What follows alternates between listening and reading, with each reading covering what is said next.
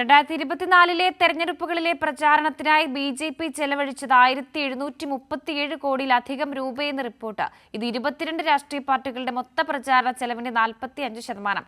Commonwealth human rights initiative നടത്തിയ പഠനത്തിന്റെ റിപ്പോർട്ടിലെ വിശദാംശങ്ങൾ ദ വയറാണ് പുറത്തുവിട്ടത്.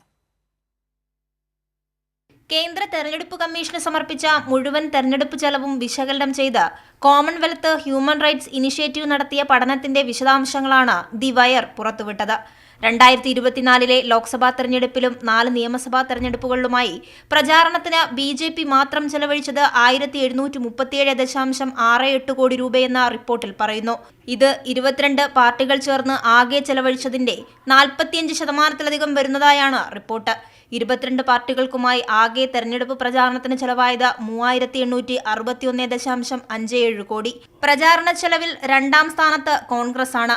പ്രാദേശിക പാർട്ടികളായ ബി.ജെ.പി 415 കോടിയും YSRCP 328 കോടിയും DMK 161 കോടിയും പ്രചാരണത്തിനായി ചെലവഴിച്ചതായി കണക്കുകൾ വ്യക്തമാക്കുന്നു.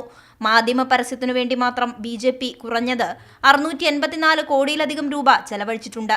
എന്നാൽ സോഷ്യൽ മീഡിയ ചെലവിന്റെ കാര്യത്തിൽ 83 കോടി രൂപ ചെലവഴിച്ച് ബി.ജെ.ഡി മുന്നിലുണ്ട്.